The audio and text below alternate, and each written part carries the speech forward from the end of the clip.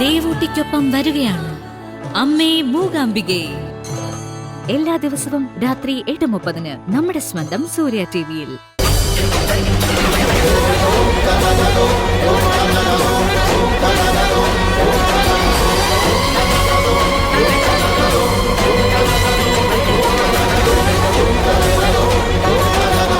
ആ വിദ്യാമ്മയെ കുറിച്ച് പറഞ്ഞു നിർത്തിയുള്ളൂ, ആളെത്തിയല്ലോ.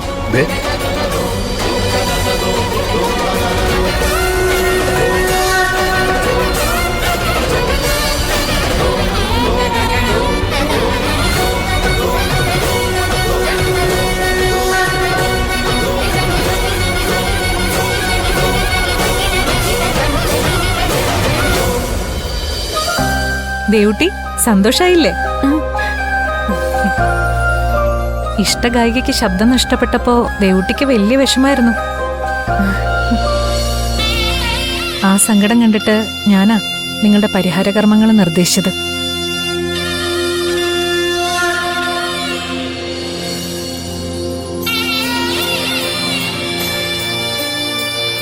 ഏറ്റവും പ്രാഥമികമായ കർമ്മം ഈ സൗവർണികയിലെ സ്നാനമാണ്.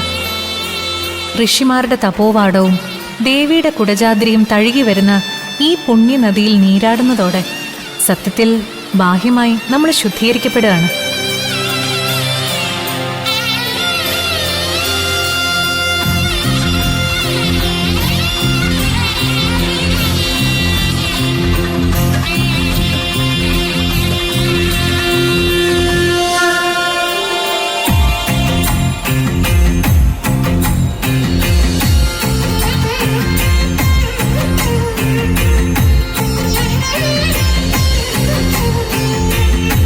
ശബ്ദവും ആലാപന ശക്തിയും തിരിച്ചു കിട്ടിയ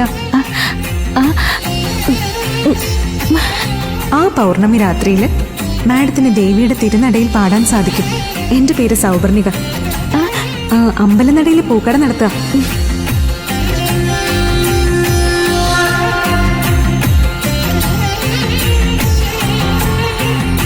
ഇവൾക്കൊരു സങ്കടം വന്നാ അതെനിക്കും സങ്കടാവും. പിന്നെ ഇവളുടെ ചിരി കണ്ടാലേ എനിക്കും സമാധാനാവും.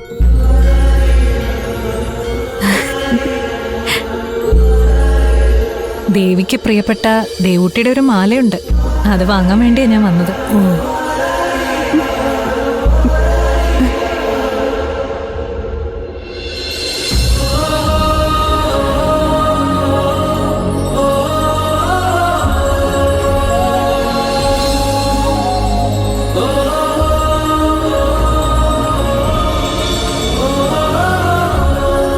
അപ്പോ അടുത്ത സംഗീത കച്ചേരിക്ക് കാണാം.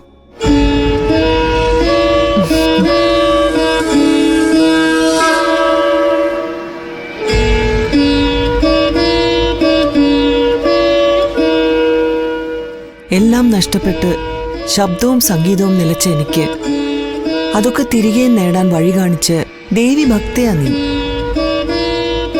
നിന്നിലൂടെയാണ് എനിക്ക് ദേവിയുടെ പ്രീതി ലഭിച്ചത്. ഇങ്ങനെ മറ്റുള്ളവർക്ക് വേണ്ടി പ്രാർത്ഥിച്ച് ബലം നേടുന്ന നിനക്ക് എന്തേ കുട്ടി ദേവി ശബ്ദവും നൃത്തവും നൽകുന്നില്ല?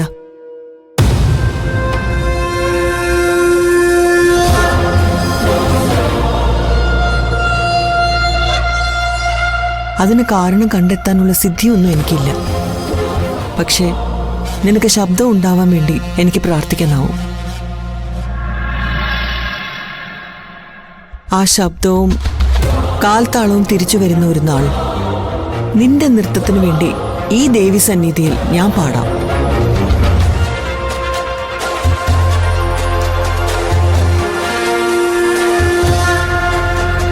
എന്റെ പാട്ടിൽ അലിഞ്ഞ് നീ നൃത്തം ചെയ്ത് ദേവിയുടെ മനസ്സ് കുളിർപ്പിക്കും. അങ്ങനൊരു ദിവസം നമുക്ക് വീണ്ടും കണ്ടുമുട്ടാം.